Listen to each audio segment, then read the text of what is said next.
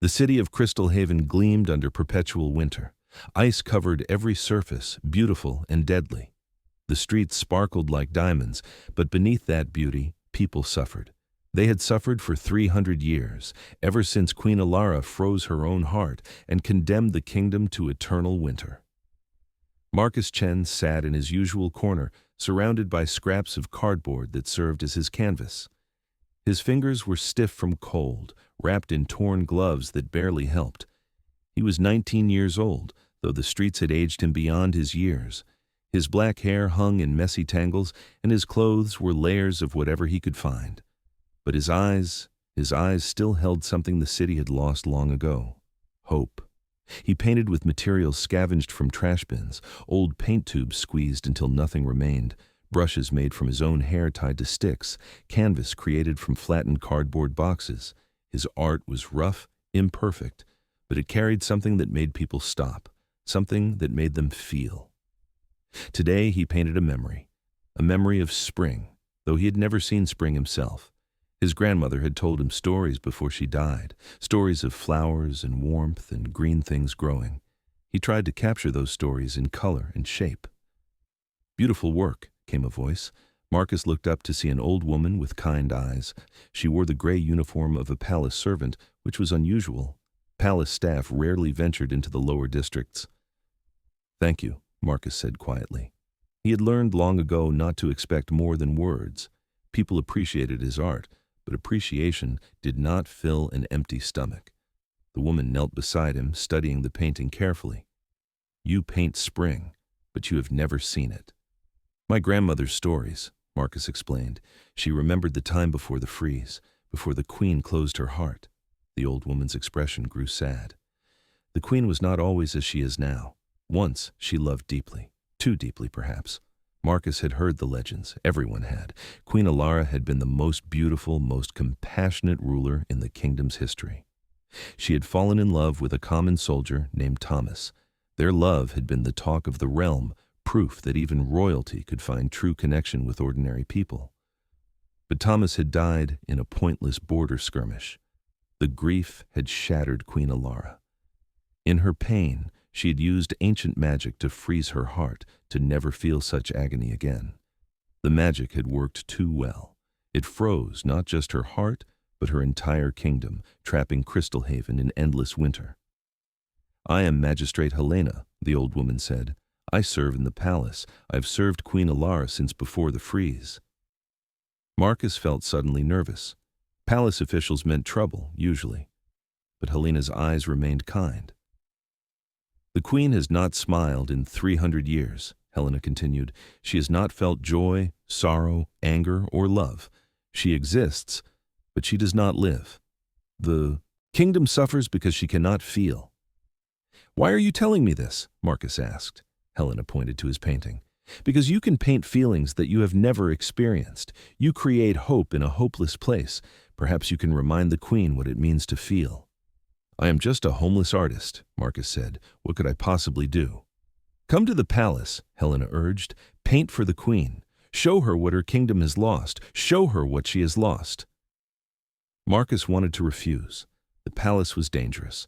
Queen Elara was said to turn people to ice if they displeased her. But he looked at his painting, at the spring that existed only in his imagination and his grandmother's memories. "I will come," he said. The palace of Crystalhaven was a fortress of ice and stone. Towers stretched toward the gray sky, sharp and cold. Guards stood at every entrance, their armor frosted over, their expressions blank. They had served so long in the queen's frozen presence that they too had lost the ability to feel. Helena led Marcus through corridors of breathtaking beauty and terrible emptiness. Ice sculptures lined the halls, perfect in every detail, but lifeless. The palace had no warmth, no color, no joy. They passed servants who moved like ghosts, performing their duties without passion or purpose.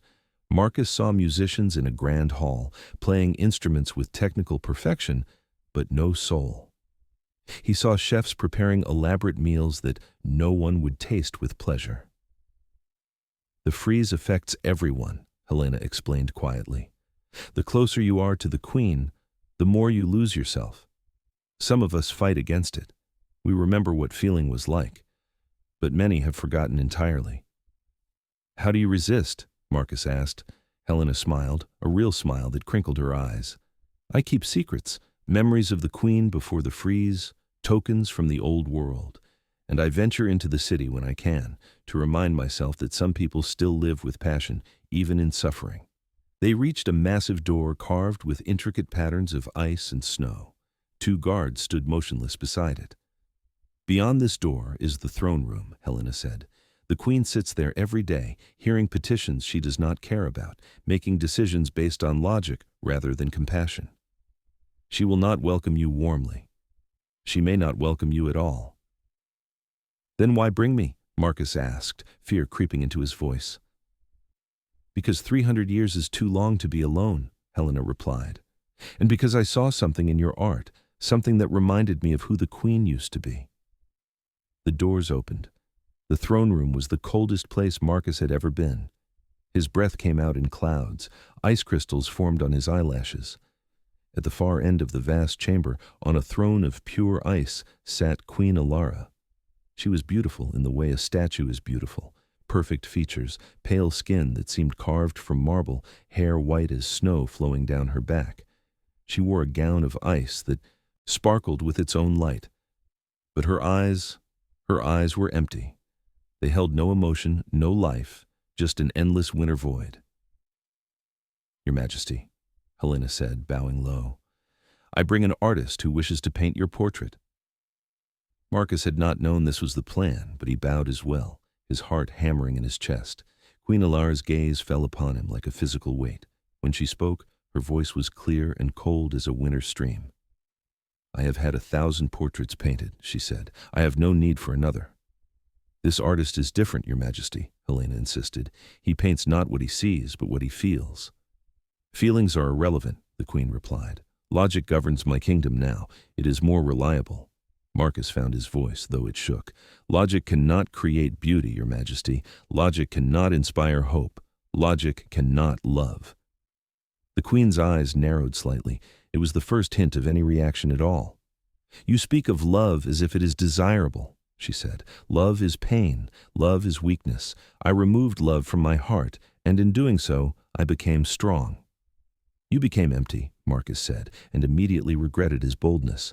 But the words were out, and he could not take them back.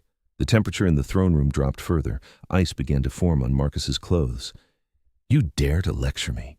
Queen Elara's voice remained calm, but power thrummed beneath it. You who are nothing, you who own nothing, you who have accomplished nothing? I dare, Marcus said, surprising himself with his own courage, because I have nothing left to lose. You can freeze me, kill me, banish me. But before you do, let me paint one portrait, just one. If it displeases you, I will accept any punishment. Silence filled the throne room. Marcus could hear his own heartbeat, fast and frightened. Helena stood very still, barely breathing. Finally, Queen Elara spoke. Very well. You may paint one portrait. You have until sunset tomorrow. If your work is adequate, you may leave with your life. If it is not, she did not finish the sentence. She did not need to. Helena led Marcus to a small chamber off the throne room. It had been a studio once, long ago when the palace had housed artists and musicians and poets. Now it was empty except for dust and old furniture. I will bring you supplies, Helena said. Real supplies, not the scraps you use on the street. Paint, canvas, brushes, whatever you need. I need to see her, Marcus said. Not just sit on her throne, but really see her. Who she was, who she is, who she could be. Helena looked thoughtful. That may be possible. Wait here. She returned an hour later with an armful of supplies and a small wooden box. These are the things Thomas gave her, Helena explained, opening the box carefully. I saved them after the freeze. The Queen has forgotten they exist. Inside were treasures of a simpler time. A pressed flower, somehow preserved despite centuries, a lock of brown hair tied with ribbon. Letters written in a careful hand full of love and longing. A small carved bird, wings spread as if in flight. Marcus touched each item gently, feeling the emotions they contained. Love, hope, joy, anticipation. These were things the Queen had felt once. These were pieces of her frozen soul. Thank you, he he whispered. Paint truth, Helena said. That is all I ask. Paint the truth of who she is beneath the ice. She left him alone with the supplies and the memories. Marcus worked through the night. His hands moved across the canvas, guided by instinct and emotion. He did not paint Queen Elara as she appeared on her throne, cold and perfect and empty. Instead, he painted her as she must have been. He painted a young woman laughing, her white hair adorned with spring flowers. Her eyes were alive with joy, looking at someone just out of frame. Her hand reached forward as if to touch the person she loved. Behind her, the city bloomed in vibrant greens and golds, alive and thriving. But Marcus did not stop there. He painted cracks in the image, as if the scene were made of ice beginning to break. Through those cracks he showed darkness, pain, loss, the moment when love died and winter began. And finally, underneath it all, he painted something else. A tiny spark of color deep within the frozen heart, a possibility, a chance that beneath 300 years of ice, something still lived. As the sun began to rise, Marcus stepped back from his work. His body ached with exhaustion, his fingers were stained with paint, but the portrait was complete. It was the best thing he had ever created. Helena came at midday with food and water. She stopped when she saw the painting, her hand going to her mouth. By the old gods, she breathed. That is her. That is really her. Will she see it? Marcus asked. Or will she only see an insult? I do not know, Helena admitted, but it is worth the risk. Come, we present it now, while there is still time. They carried the large canvas through the corridors. Servants stopped to stare as they passed. Some gasped, some wept. The painting affected them in ways Marcus had not anticipated. They remember, Helena explained. Somewhere deep inside they remember what feeling was like. Your art awakens that memory. In the throne room, Queen Elara sat exactly as she had the day before. It was possible she had not moved at all. Time meant little to someone who felt nothing. Your Majesty, Helena announced, the artist has completed your portrait. They turned the canvas to face the Queen. For a long moment there was no reaction. Queen Elara's face remained blank, her eyes empty. Marcus felt his hope dying. He had failed. Then something changed.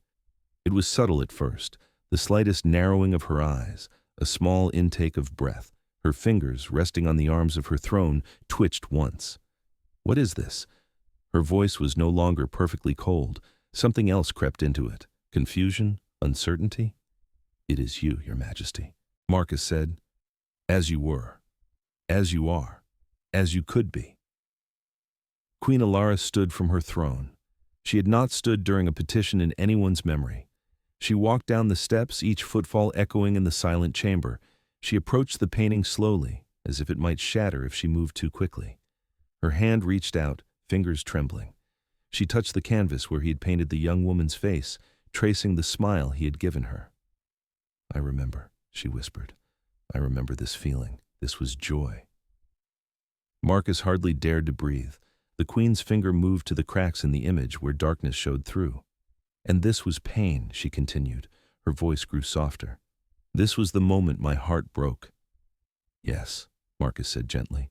But look deeper, Your Majesty. Look at what remains beneath the ice.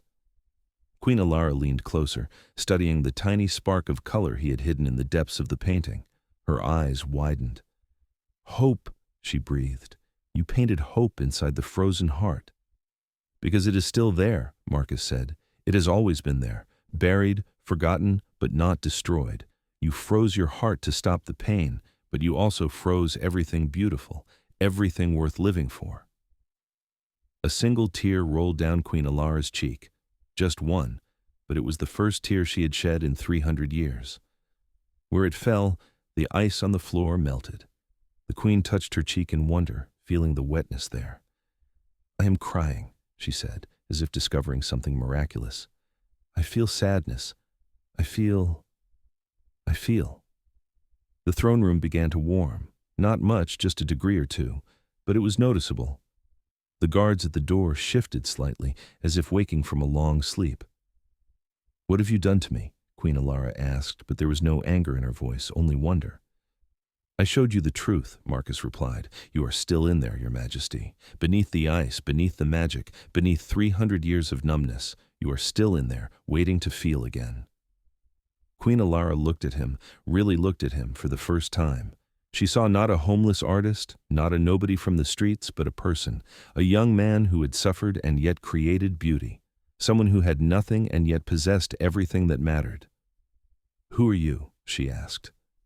"I am Marcus Chen," he said. "I am an artist. I am homeless. I am nobody important. But I remember what feeling is like, even though I have every reason to be numb like you." "Teach me," Queen Elara said suddenly. "Teach me how to feel again." The request shocked everyone in the throne room. A queen did not ask for teaching. A queen did not admit weakness or need. "Your Majesty," Helena said carefully, "this would take time. The magic that froze your heart is ancient and powerful." "Then we will take time," the queen declared. "Cancel all my appointments, clear my schedule. I will learn to be human again, even if it takes years." She looked at Marcus with something that might have been the beginning of a smile. It was stiff and awkward, as if her face had forgotten how to make that expression. But it was a start. "Will you help me?" she asked. Marcus thought about his corner in the city, his cardboard canvases, his empty stomach and cold nights.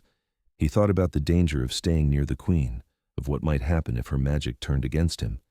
Then he thought about that single tear and the tiny bit of warmth it had brought. "Yes," he said, "I will help you." The palace staff did not know what to make of the arrangement. The homeless artist was given his own room, fine clothes, regular meals. But more shocking was that Queen Elara left her throne room. She walked the palace corridors. She went to the gardens, even though they were frozen and dead. And everywhere she went, Marcus went with her, teaching her to see the world not through cold logic, but through feeling. "Look at this ice sculpture," Marcus said one morning in the garden. "What do you see?"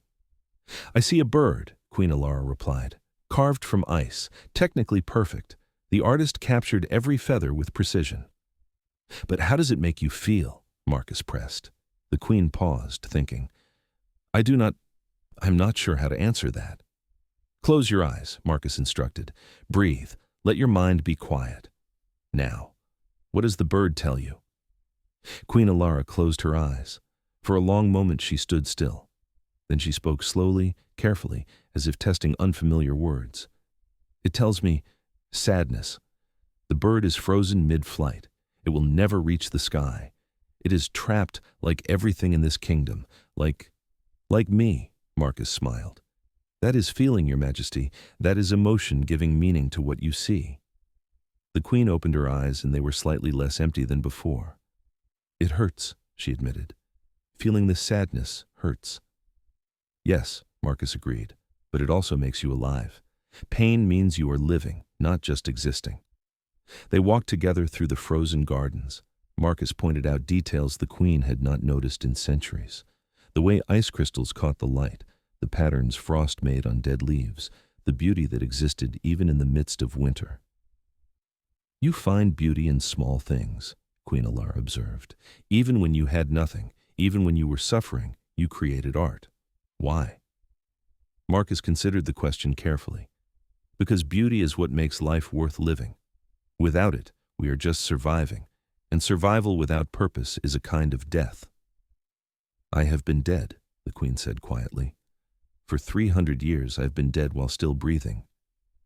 "But you are waking up now," Marcus said, "one feeling at a time." Days became weeks. Queen Elara relearned emotions like a child learning to walk. She experienced frustration when paint would not cooperate. She felt curiosity about colors and textures. She discovered amusement when Marcus told stories of life on the streets. The entire palace began to change. Servants noticed that orders came with less frost in them. Guards found themselves actually thinking rather than just following protocol. The throne room grew warmer by imperceptible degrees, but not everyone was happy about the changes. Lord Chancellor Frost had served Queen Elara since the beginning of her reign. He was a thin man with calculating eyes and a heart as cold as his name. He had prospered under the frozen queen, gaining power and wealth while she ruled without emotion. Now he watched that power slipping away. "This cannot continue," he told his fellow council members in a secret meeting. "The queen is becoming weak. This artist is manipulating her." Perhaps the Queen is simply remembering who she was, suggested Lady Minister Rain, one of the few council members who still had some capacity for feeling. Perhaps this is good. Good? Frost's voice dripped with scorn. The frozen Queen brought order. She brought stability. She made decisions based on logic, not sentiment. If she returns to feeling, if she allows emotions to cloud her judgment, the kingdom will fall into chaos. Or perhaps it will bloom, Rain countered. We have lived in winter for 300 years, Frost. Maybe it is time for spring. Spring is disorder, Frost replied coldly. Spring is unpredictable. I will not allow it. He began to plot carefully and methodically. If the Queen would not remain frozen by choice, he would ensure she had no choice at all. Meanwhile, Marcus continued teaching Queen Elara. They spent hours in the old studio, where he showed her how to paint. Her first attempts were rigid and technical, but slowly, something shifted. She began to paint with feeling rather than precision. One afternoon, she completed a small painting of the palace gardens, but unlike every other depiction of those gardens, hers showed them alive, green and blooming and full of color. I painted a dream, she said softly. I painted what could be, instead of what is. Marcus felt pride swell in his chest. That is hope, Your Majesty. You are feeling hope. Queen Elara looked at him with eyes that were no longer empty. Something lived there now, something warm and tentative and beautiful. I have another dream, she said quietly. I dream of removing this curse, of ending the eternal winter. But I am afraid. Afraid of what? Marcus asked gently. Afraid of the pain, she admitted. If I fully thaw my frozen heart, I will feel everything, all the grief I froze away, all the love I lost. It will be like losing Thomas all over again. Marcus moved closer to her. Yes, it will hurt. The grief will be terrible. But Your Majesty, think of everything else you will feel. Joy, laughter, wonder, love again someday. Is numbness really better than feeling, even when feeling includes pain? I do not know, Queen Elara whispered. For 300 years I've been certain that numbness was better. Now you have made me doubt everything. Doubt is good, Marcus said. Doubt means you are thinking, questioning, growing. These are all signs of life. The Queen looked at her painting again, at the green gardens that existed only in imagination. Tell me about your life, she said suddenly. Before you came here, tell me how you survived with so little. Marcus sat on the floor, and after a moment's hesitation, the Queen sat beside him. Not on a throne or a chair, but on the floor like an ordinary person. I survived on dreams, Marcus said, on my grandmother's stories of spring, on the art I created from garbage, on the kindness of strangers who shared food even when they had almost none themselves. You had nothing, the Queen said, yet you were more alive than I have been in centuries. Having nothing teaches you what matters, Marcus replied. It is not possessions or power or perfect control. It is connection. It is beauty. It is the small moments of warmth in the cold.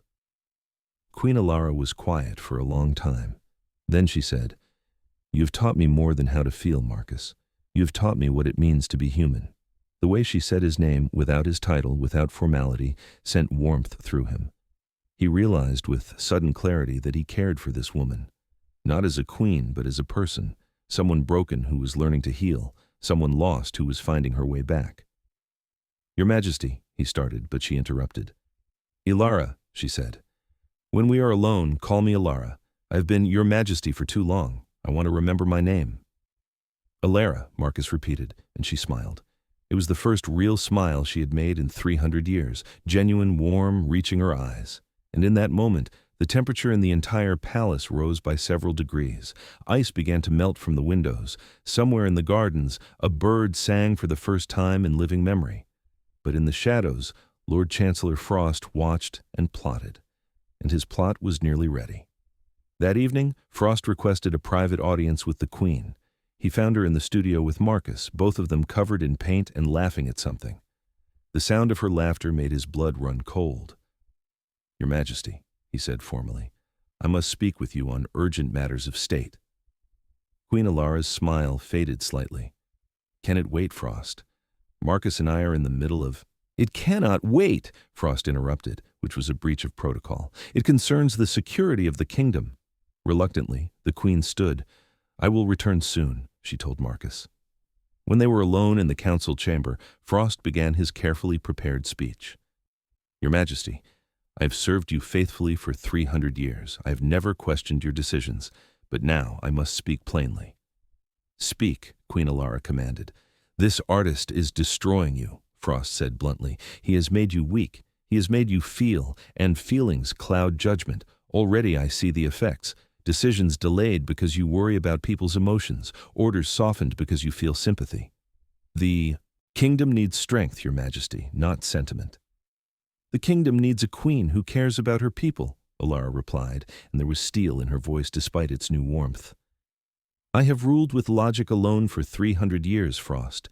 What has it brought us?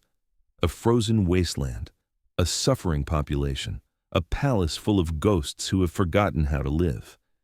It has brought us order, Frost insisted. It has brought us stability. Your Majesty, I beg you, send this artist away before he undoes everything we have built. Everything you have built, you mean? Queen Elara said quietly. I see now how you have prospered in my frozen kingdom, you and others like you. The cold queen suited your purposes. A warm queen threatens your power. Frost's expression hardened. I did not want to do this, Your Majesty, but you leave me no choice. He pulled out a small crystal vial containing dark liquid. This is an enhancement of the original spell, a more powerful version. If you will not remain frozen by choice, then I will ensure you have no choice. 1 drop of this in your evening tea, and your heart will freeze completely. Forever. You will never feel again, and this time there will be no artist who can thaw you. Queen Elara stared at him in shock. You would force this upon me? You would take away my choice? For the good of the kingdom, Frost said coldly. Yes. Guards, the queen called. But when the doors opened, the guards who entered wore Frost's colors. They had been bought or threatened or convinced. They stood with the chancellor, not the queen. I have spent years preparing for this moment, Frost said. I knew someday you might try to break free of the ice. I made certain I would be ready. Queen Elara backed away from him, toward the window. Her mind raced. She could call on her magic, but her magic was tied to her frozen heart. As she had warmed, her power had diminished. She could not fight them. This is treason, she said. This is salvation, Frost corrected. In time you will thank me. When you are numb again, when you no longer feel the pain of loss or the weakness of love, you will understand that I did this for you. He advanced toward her with the vial. Queen Elara looked around desperately. The window behind her was high, overlooking the frozen gardens. If she jumped, the fall would kill her, but perhaps death was better than losing everything she had just regained. Then another voice rang out. Step away from her! Marcus burst into the room, followed by Helena and several servants. They were not warriors. They had no weapons, but they stood between the queen and Frost with fierce determination. The artist, Frost sneered. Perfect. We can dispose of you at the same time. You would have to go through all of us, Helena said firmly, and I suspect that would not go unnoticed. The palace may fear you, Frost, but they love their queen. The real queen, not the frozen puppet you want her to be. More servants began entering the room. Guards who had not been bought by Frost, cooks, cleaners, artists, musicians, people who had felt the palace warming and had begun to hope. What is this? Frost demanded. I am Lord Chancellor. I command you to stand down. You command no one, came a new voice. Lady Minister Rain entered, followed by other council members. We have tolerated your power grabs for too long, Frost. We allowed it because the queen felt nothing and noticed nothing.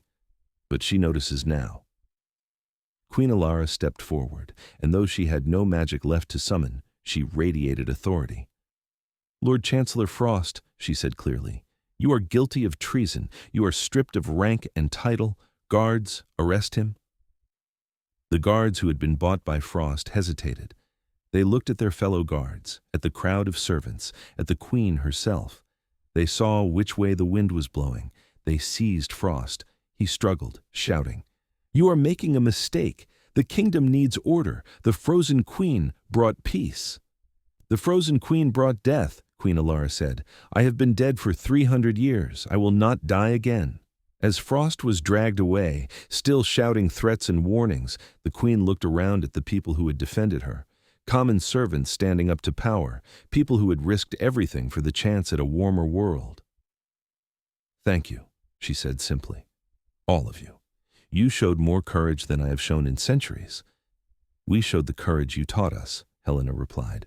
"By starting to feel again, by starting to care, you reminded us that we could feel and care too." Marcus approached the queen. "Are you all right?" Queen Elara took his hand, a gesture that would have been unthinkable weeks ago. "I am better than all right. I am alive, truly alive, and I am ready." "Ready for what?" Marcus asked. "Ready to break the curse," she said. "Ready to end the eternal winter. Ready to feel everything, even the pain. Will you be with me?" Marcus squeezed her hand. "Yes, I will be with you." The next day, Queen Elara stood in the grand hall before her entire court. Word had spread quickly through the city. The throne room was packed with nobles, servants, citizens who had been allowed entry for the first time in living memory. "I have an announcement," the queen began. Her voice was clear and strong. "For 300 years I have ruled this kingdom with a frozen heart. I told myself it was necessary. I told myself that logic without emotion made for better decisions. I was wrong." Murmurs rippled through the crowd. "My frozen heart froze our entire kingdom," she continued. "It trapped us in eternal winter. It made us survive instead of live. This was not strength, it was cowardice. I was afraid to feel pain, so I refused to feel anything at all." She looked at Marcus, who stood nearby with Helena. "A young artist reminded me what I had forgotten. He showed me that life without feeling is not life at all. He showed me that pain is the price we pay for joy. And it is a price worth paying." Queen Elara raised her hands and power began to gather around her. But this was different from her usual magic. This was warmer, brighter, alive with color. "Today, I break the curse," she declared. "Today, I choose to feel again, completely and fully. I will feel the grief of losing Thomas. I will feel 300 years of sorrow all at once. It may destroy me. But if I survive, I will also feel joy again, hope again, love again." "Your Majesty, wait," called one of the court physicians. "If you release all that frozen emotion at once, the shock could kill you." "Then I will die feeling," Queen Elara said simply. "I will not die numb." She closed her eyes and reached deep inside herself, to the place where her heart had frozen solid. She found the walls of ice she had built around every emotion, and with all her strength, with all her will, she shattered them. The pain hit her like a physical blow. 300 years of grief, anger, loss, despair, and loneliness crashed over her in a terrible wave. She screamed, falling to her knees. The sound was raw and broken, the sound of a soul that had been trapped and was finally, agonizingly free. Marcus ran to her side, catching her as she collapsed. "Elara, stay with me!" But Queen Elara could not hear him. She was drowning in emotions she had denied for centuries. Tears poured down her face, enough tears to fill an ocean. Her body shook with sobs that seemed to come from the very core of her being. And around them, the ice began to melt. It started slowly. A few drops of water from the ceiling, then more. The ice sculptures in the hall began to weep, their frozen forms softening. The walls ran with moisture. The floor grew slick. Outside, across the entire kingdom, the eternal winter broke. Snow melted in the streets. Ice cracked and fell from buildings. The frozen gardens began to thaw. Water rushed through channels that had been dry for 300 years. And beneath the melting ice, green things began to stir. Seeds that had waited centuries began to sprout. Grass pushed through the soil. Trees that had been dormant remembered how to grow. In the throne room, Queen Elara wept in Marcus's arms. She wept for Thomas, for the love she had lost. She wept for 300 years of life unlived. She wept for her people who had suffered in her frozen kingdom. She wept until she had no more tears left. Then, slowly, the pain began to ease, not disappear. The grief was still there, would always be there, but it became bearable. And underneath the pain, she felt other things beginning to bloom. She felt the warmth of Marcus's arms around her. She felt the concern in Helena's voice as the old servant fussed over her. She felt the hope radiating from the crowd watching. She felt the city outside coming back to life. She felt alive. Queen Elara opened her eyes and looked up at Marcus. "I survived," she whispered. "You survived," he confirmed, smiling through his own tears. "You did it, Elara. You broke the curse." She sat up slowly, testing her limbs, her awareness. Everything felt new and sharp and intense. The world had color and depth it had not possessed before. "The kingdom," she said. "I need to see the kingdom." They helped her to her feet and led her to the balcony. Below, the city of Crystalhaven was transforming before their eyes. The ice was melting. People poured into the streets, laughing and crying and dancing in the puddles. Some touched grass for the first time in their lives. Some felt warm rain on their faces and wept with joy. "We did this," Queen Elara said in wonder. "Together, we brought back spring." "You brought back spring," Marcus corrected. "You had the courage to feel again." The queen turned to face him fully. "I could not have done it without you. You saved me, Marcus, just as truly as if you had pulled me from drowning waters." "You saved yourself," Marcus replied. "I just reminded you that you wanted to be saved." They stood together on the balcony, watching their kingdom come alive, and Queen Elara felt something new stirring in her chest, something warm and tentative and precious. It felt like the beginning of love. But she was afraid to name it, afraid that if she loved again, she would lose again. The wound from losing Thomas was still raw, still bleeding. Marcus seemed to sense her thoughts. "You are afraid," he observed gently. "Yes," she admitted. "I feel something for you, Marcus, something more than gratitude or friendship, but I'm terrified. What if I love you and lose you as I lost Thomas? What if the pain returns?" "It might," Marcus said honestly. "Love always carries the risk of loss. But Elara, is the alternative better? Living without love to avoid pain? That's just another kind of freezing." She knew he was right. She had spent 300 years avoiding pain by avoiding feeling. She could not go back to that, even to protect herself. "I am broken," she said quietly. "I am a queen who froze her kingdom out of grief. I am 300 years old, but I feel like a child relearning everything." "Why would you want someone so damaged?" Marcus took her hands in his. "Everyone is broken in some way, Elara. I am a homeless artist who has never had anything. I am nobody. But we are broken in ways that fit together. Your ice meets my warmth. Your power meets my humility. Your age meets my youth. We balance each other." "You are not nobody," Queen Elara said firmly. "You are the person who saved a kingdom. You are the person who taught a queen to feel. You are everything that matters." She leaned forward and kissed him.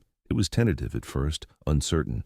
She had not kissed anyone since Thomas 300 years ago, but Marcus kissed her back with gentleness and patience, and slowly she remembered how. Behind them, the court erupted in cheers. Below, in the city, people saw their queen kissing a commoner on the balcony, and they cheered too. It was a sign that the old hierarchies were breaking down, that the new world would be different. When they finally pulled apart, both were breathless. "So," Marcus said with a smile, "what happens now?" Queen Elara looked out at her kingdom, at the spring that was just beginning, at the work that lay ahead. "Now we rebuild," she said. "We fix what the freeze damaged. We help people remember how to live instead of just survive. We create something better than what was before." "Together?" Marcus asked. "Together," Queen Elara confirmed. The rebuilding took time, years in fact.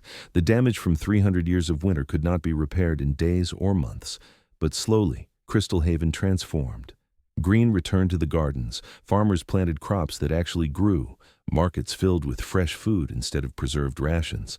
Artists covered the gray walls with murals of color and life. Musicians played with passion instead of technical precision. Queen Elara ruled with both logic and emotion now. She made decisions with her mind and her heart working together. Some decisions were harder this way. Feeling empathy for her people meant feeling their pain, but it also meant understanding them in ways she never had before. Marcus remained by her side, not as a prince or consort, but as an advisor and partner. He helped her see the kingdom through the eyes of common people. He reminded her that power should serve rather than rule. Together, they established new laws, Laws that protected the vulnerable. Laws that valued art and beauty as much as commerce and efficiency. Laws that said every person, regardless of birth or wealth, had worth. Not everyone approved. Some nobles grumbled about the loss of order. Some wealthy merchants complained about new regulations. But the common people loved their queen as they never had before, because she loved them back. Helena became the queen's chief advisor, her wisdom and memory invaluable in navigating the new world they were building. She often smiled as she watched Elara and Marcus together, seeing the return of the warm-hearted queen she had once served. 5 years after the breaking of the curse, Queen Elara stood once again in the gardens, but these were not the frozen gardens of before. These were alive with flowers of every color. Bees hummed among the blossoms, birds sang in the trees, a fountain splashed with clear water. Marcus painted nearby, capturing the scene on canvas.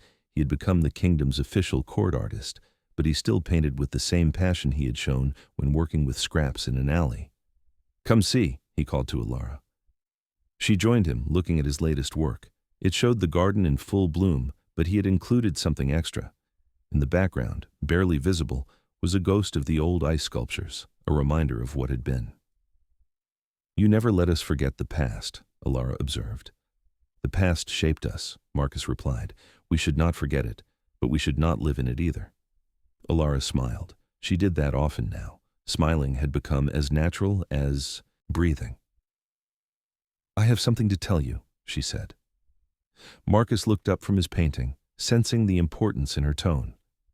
"I want to marry you," Queen Elara said. "Not because you are a prince or noble, not because you have wealth or power, but because you are the person who reminded me what it means to be alive, because you are my partner in all things, because I love you." Marcus set down his brush carefully. "That is a lot of attention for one homeless artist." "You are not homeless anymore," Elara pointed out. "You live in the palace." "True," Marcus agreed. "And I am not really an artist anymore either. I mean, I still paint, but mostly I am your partner in ruling a kingdom." "So is that a yes?" Elara asked, suddenly nervous. Even after 5 years of rebuilding herself, she still felt uncertain sometimes, still feared rejection. Marcus stood and took her hands, just as he had done on the balcony years ago. "Yes," he said simply. "Yes, I will marry you, on one condition." "What condition?" "That we never stop teaching each other," Marcus said. "You taught me about power and responsibility. I taught you about feeling. Let us keep learning together." "Deal," Elara said, and kissed him. They married in the spring, exactly 6 years after Marcus had first entered the palace with his cardboard paintings. The ceremony was held in the gardens, open to anyone who wanted to attend. Thousands came. Nobles and commoners mixed together, celebrating not just a marriage but the transformation of an entire kingdom. Princess Lena, a young girl from the city who had become something of a mascot for the new era, scattered flower petals. She had been born in the last days of the freeze and represented the generation that would grow up in spring. When Queen Elara and Marcus exchanged vows, the entire kingdom seemed to hold its breath. Then they kissed, and everyone cheered. The sound echoed through the city, a sound of pure joy. At the celebration afterward, people shared stories of how their lives had changed since the freeze ended. Farmers talked about crops they had never imagined growing. Artists spoke of inspiration returning. Parents talked about children who laughed more freely. An old man approached Marcus and bowed. "I remember you," he said. "You used to paint in the alley near my shop. I gave you bread sometimes." Marcus recognized him and smiled. "You saved my life more than once with that bread. Thank you." "No," the old man replied. "You saved all our lives. You thawed the queen's heart and brought back the world." "I just painted the truth," Marcus said. "She did the hard part." But Elara, overhearing, shook her head. "We did the hard part together. That is what partnership means." As the celebration continued into the night, fireworks lit up the sky. They were shaped like flowers and birds and stars, filling the darkness with color and light. Queen Elara and King Marcus, for he had accepted the title, though he rarely used it, stood on the same balcony where they had first kissed. Below, their kingdom celebrated. Above, stars shone in a clear sky that had been hidden by ice clouds for 300 years. Are you happy? Marcus asked. Elara considered the question carefully. She thought about the pain she had felt when she broke the curse. She thought about the grief she still carried for Thomas. She thought about the challenges of ruling, the difficult decisions, the weight of responsibility. Yes, she said finally, I am happy. Not because everything is perfect, but because I'm alive to feel both joy and sorrow. Because I have you. Because we created something beautiful from something broken. That is what art is, Marcus said, taking broken things and finding beauty in them. Then we are artists together, Elara replied, painting a new kingdom with every choice we make. They stood together as the fireworks continued, as their people celebrated below, as spring bloomed around them.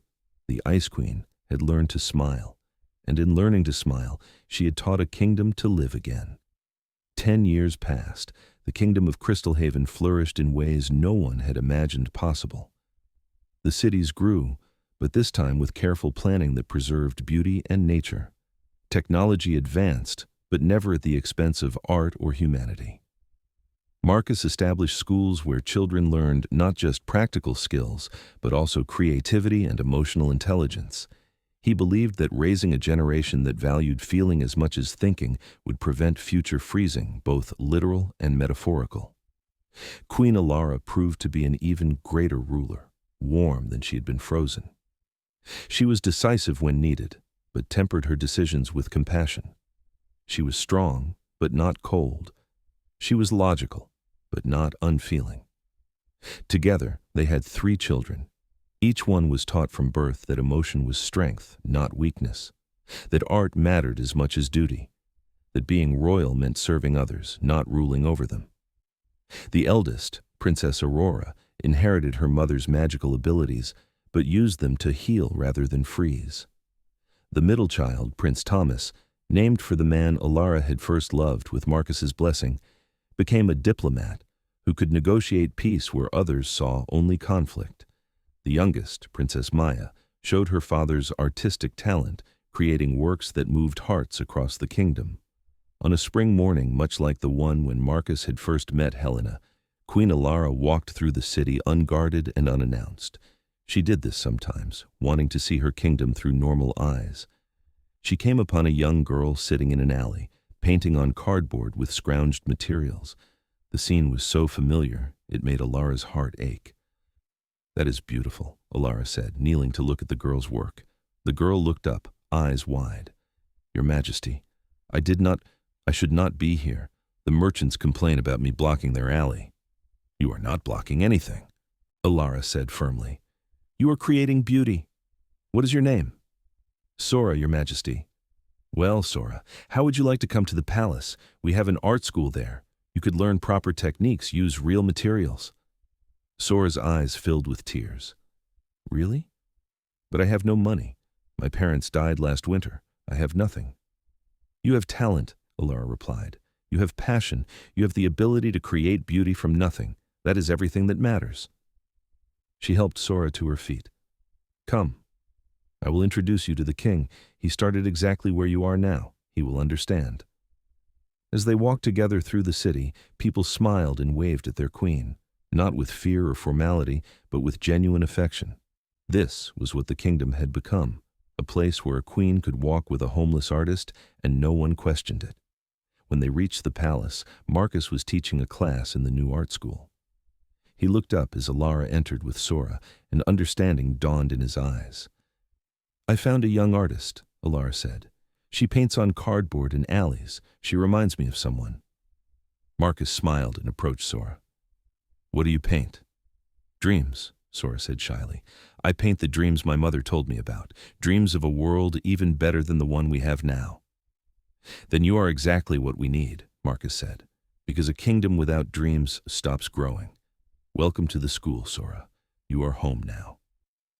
As Sora was led away by other students eager to show her around, Elara and Marcus stood together watching. You saw yourself in her, Marcus observed. I saw us both in her, Elara replied. A broken person creating beauty anyway, a dreamer who refuses to stop dreaming even when life is hard. We must never forget where we came from, Marcus. We must never become so comfortable that we forget what it is like to struggle. We won't, Marcus assured her. We have each other to remind us. That evening, the royal family gathered for dinner. It was informal, full of laughter and conversation. Aurora talked about a new healing spell she was developing. Thomas described a successful peace negotiation between two merchant guilds.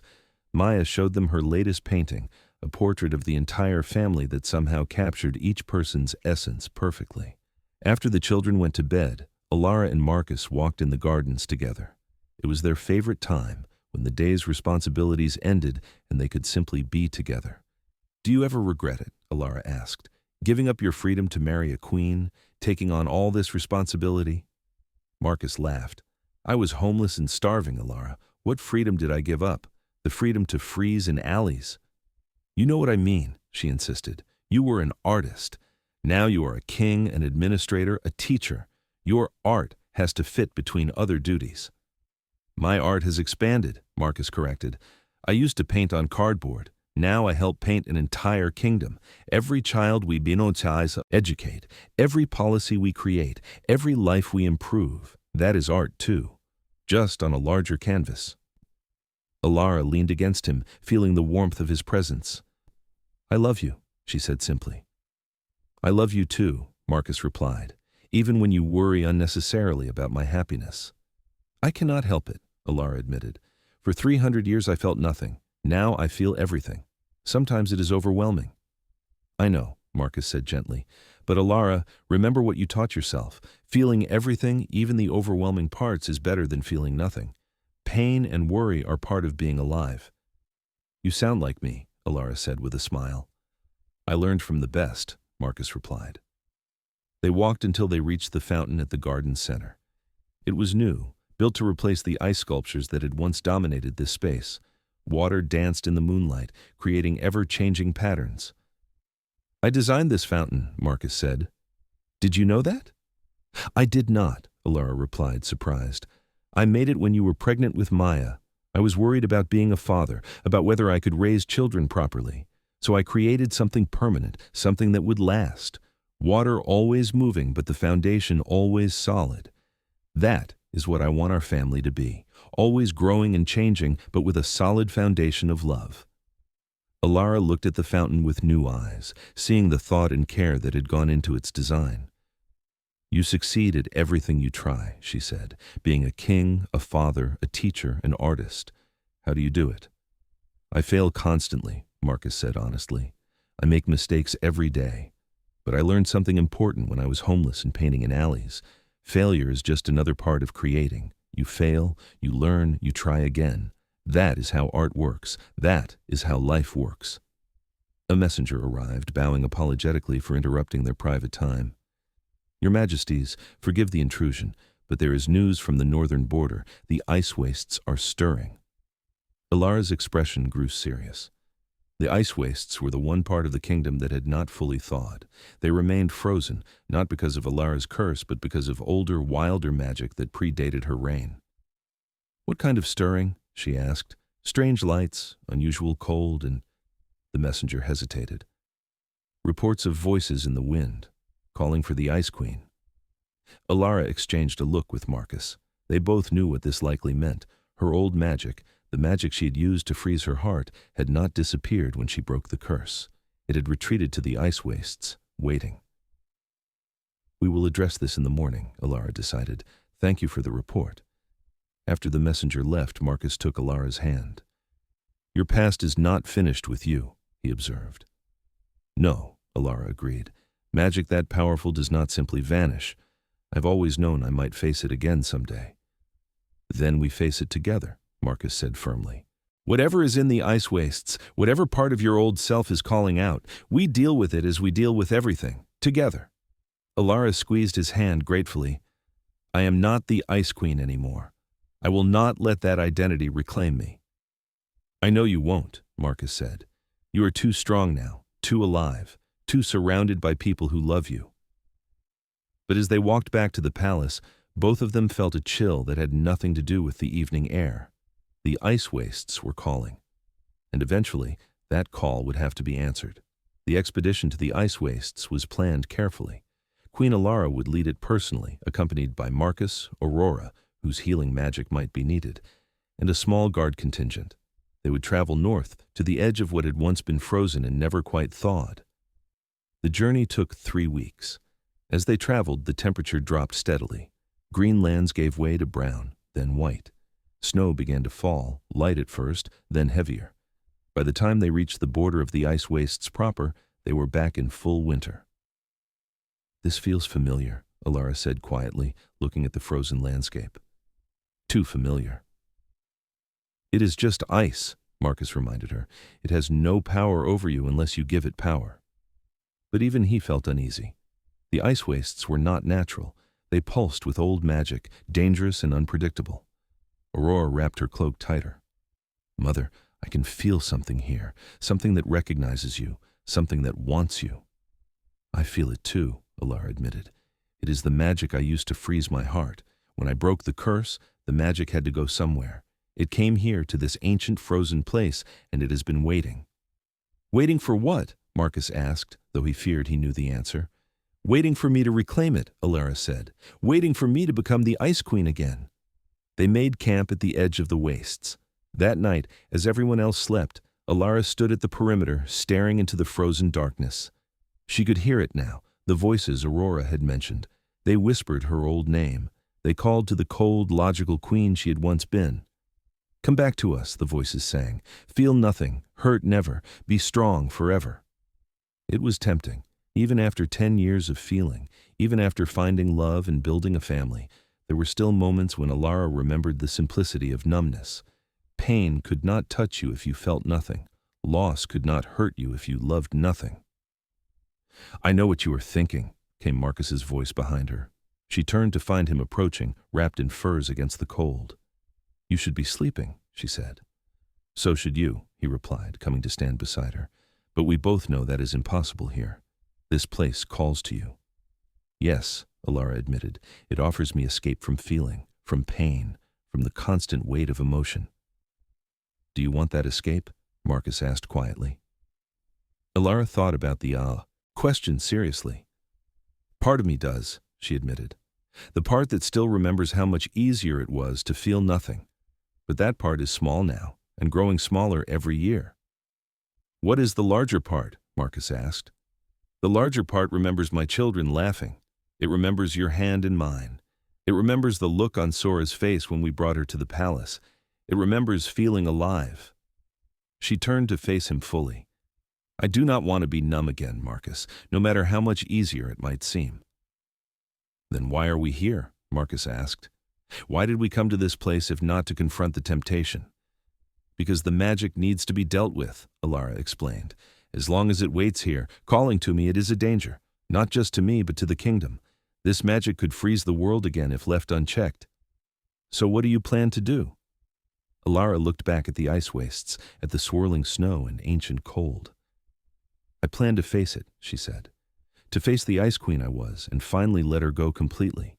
I thought breaking the curse 10 years ago was enough, but clearly it was not. There is still a part of me frozen in there, waiting to reclaim the rest. Tomorrow, I go into the wastes alone." "Not alone," Marcus said immediately. "I am coming with you." "Marcus, it is dangerous. I do not care," he interrupted. "You walked through space to save a queen once. I will walk through ice to save one now. We are partners, Elara, in everything." Despite the cold and the danger, Elara smiled. "Yes, we are partners in everything." They entered the ice wastes at dawn. The temperature was brutal, far below anything humans should survive. But Elara's magic protected them, creating a bubble of warmth that moved with them. The landscape was alien and beautiful. Ice formations rose like crystal castles. Frozen waterfalls hung suspended in time. Everything glittered with cold light, and through it all, the voices continued. "Come home, Ice Queen. Come back to us. Feel nothing, hurt never, be strong forever." They walked for hours, going deeper into the wastes. The voices grew louder. The cold pressed harder against Elara's protective magic. She could feel the strain of maintaining the warmth. Finally, they reached the heart of the wastes. A massive ice formation rose before them, shaped like a throne. And sitting on that throne was a figure made entirely of ice and magic. It was Queen Elara, or rather, it was the Ice Queen she had been, frozen, emotionless, perfect, and empty. "Hello," the ice figure said in Elara's voice. "I've been waiting for you." Elara stepped forward, leaving Marcus behind for the moment. She approached her frozen self, studying it. "You are me," she said, "the part I tried to destroy, the part that could not feel." "I am you," the ice figure agreed, "the strong you, the logical you, the you who could rule without weakness." "Without weakness," Elara repeated, "and also without joy, without love, without life. Those things cause pain," the ice figure said. "I protected you from pain." "You protected me from everything," Elara countered. "You turned me into a statue, beautiful and cold and dead." "But safe," the ice figure insisted. "You were safe with me. You were powerful. You were unbreakable." "I was broken," Elara said firmly. "I broke when Thomas died, and instead of healing, I froze. You are not strength. You are fear made solid." The ice figure stood from its throne, and the temperature dropped even further. Elara's protective magic flickered. "You need me," the ice figure said. "The world is cruel. People die. Love ends. Pain returns. Without me, you will suffer." "Yes," Elara agreed. "I will suffer. I will feel pain and loss and grief, but I will also feel joy and love and life. That is the bargain. That is what being human means." "Then you are foolish," the ice figure said, "and you will regret your choice." "No," Elara replied. "I regret the 300 years I spent frozen. I regret the kingdom that suffered because of my fear. I regret never feeling my emotions for so long. I do not regret learning to feel again." She raised her hands, gathering power. But this was not the old ice magic. This was something warmer, something that had grown in her over the past 10 years of feeling and living and loving. "I release you," Elara said to her frozen self. "I release the fear that created you. I release the pain that fed you. I release the need to be unbreakable. I choose to be human instead. I choose to break and heal and break again, because that is life." Light burst from her hands, warm and golden. It struck the ice figure, which shattered into 1,000 pieces, but instead of reforming, the pieces melted. Water ran across the frozen ground, and where it flowed, the ice began to thaw. The voices stopped. The calling ended. The ice wastes began, slowly but unmistakably, to warm. Elara collapsed, exhausted by the effort. Marcus caught her, holding her close. "Is it done?" he asked. "Yes," Elara breathed. "She is gone. The Ice Queen is finally, truly gone. There is only me now, only Elara, only someone who feels." Around them, the ice wastes continued to thaw. It would take years for this ancient place to fully melt, but the process had begun. There would be no more calling, no more temptation to return to numbness. As they began the journey back to the kingdom, Marcus noticed something strange. Elara was crying, but she was also smiling. "What is it?" he asked. "I'm crying because it was hard," Elara explained, "facing my old self, rejecting the safety she offered. It was the hardest thing I've ever done." "And the smile?" Marcus asked. "The smile is because I chose correctly," Elara said. "I chose life over safety. I chose feeling over numbness. I chose you, our children, our kingdom, our future. And I would make that choice again every day for the rest of my life." Marcus kissed her forehead gently. "I am proud of you." "I'm proud of me too," Elara replied. And that is something the Ice Queen could never say. They returned to Crystalhaven as spring was beginning to bloom again. The annual cycle continued, seasons changing as they should.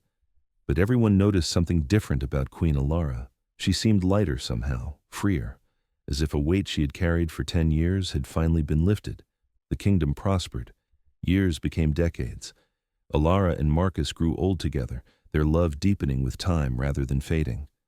Their children had children. The schools Marcus founded produced generations of artists and thinkers. The laws Elara established created a society that valued compassion as much as efficiency. Other kingdoms noticed. They sent ambassadors, seeking to understand how Crystalhaven had transformed from a frozen wasteland into the most prosperous, most creative, most alive kingdom in the known world. The answer, Elara always told them, was simple. "We chose to feel," she would say. "We chose to value people over profit, art over efficiency, life over mere survival. We accepted that pain is part of the package, and we decided the joy was worth it." Some kingdoms listened and changed, others did not. But Crystalhaven stood as an example, a beacon showing what was possible when a society chose warmth over cold. On a spring morning many years later, an old woman with white hair walked through the gardens with an old man by her side. They moved slowly, but they moved together, supporting each other as they had for decades. "Do you remember," Queen Elara said, "the day you first entered my palace? You were so young and so brave." "I was terrified," Marcus admitted with a laugh. "I thought you would kill me for my presumption." "I should have," Elara teased. "Look what you did. You destroyed my perfect, logical, frozen world." "And replaced it with what?" Marcus asked, playing along with the familiar game. "With something messy and emotional and beautiful," Elara replied, the way she always did. "With life." They sat on a bench near the fountain Marcus had designed so long ago. Water still danced in the sunlight, ever-changing but eternally constant. "I have a confession," Elara said quietly. "Sometimes, very rarely, I still hear the voices. The ice wastes are gone, but the temptation remains. When things are difficult, when I feel overwhelmed by emotion, part of me still whispers that numbness would be easier." "And what do you do when you hear those whispers?" Marcus asked. Elara smiled and took his hand. "I hold your hand. I think of our children and grandchildren. I remember every laugh, every tear, every moment of feeling alive. And the whispers fade." "Good," Marcus said, "because I would miss you if you froze again." "I would miss me too," Elara replied. They sat together in comfortable silence, watching the gardens bloom around them. A young girl ran past chasing butterflies. She looked happy and free, growing up in a world that valued emotion and art and life. That girl would never know the eternal winter. She would never experience a kingdom ruled by a frozen heart. She would take warmth for granted, as children should be able to do. "We did well," Marcus observed. "The kingdom we built will outlast us." "Yes," Elara agreed. "We did well." As the sun began to set, painting the sky in shades of orange and pink that would have been impossible during the freeze, Queen Elara and King Marcus rose from their bench. They walked slowly back to the palace, still holding hands after all these years. Behind them, the gardens continued to bloom, the fountain continued to flow, the kingdom continued to live and grow and feel. The Ice Queen had smiled, and in smiling, she had saved not just herself, but an entire world. Years later, after both Elara and Marcus had passed peacefully in their sleep on the same night, as if even death could not separate them, the kingdom erected a statue in their memory. It showed two figures standing together. One wore a crown, the other simple clothes. They held hands and looked not at the viewer, but at each other, faces full of love and warmth. At the base of the statue was an inscription. She taught him about power. He taught her about feeling. Together, they taught a kingdom about life.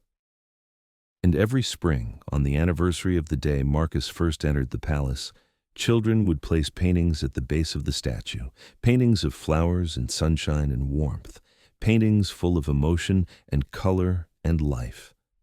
The Ice Queen was gone, but she was not forgotten. She was remembered not for her 300 years of frozen rule, but for the moment she chose to thaw, the moment she chose to smile, the moment she chose to feel, and that choice had changed everything.